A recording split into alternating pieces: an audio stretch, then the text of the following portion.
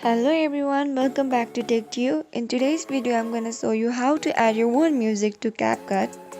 To get started, launch CapCut.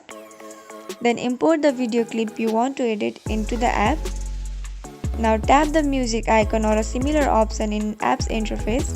Now you can then choose to add music from your device local storage or from CapCut's library of music.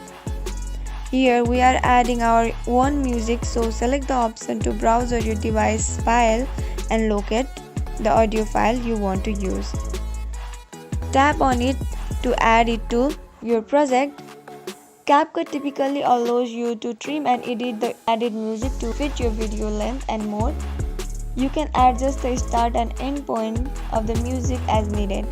After adding and editing the music, proceed with any other video editing you want to do. Once you are satisfied, save or export your edited video with the added music.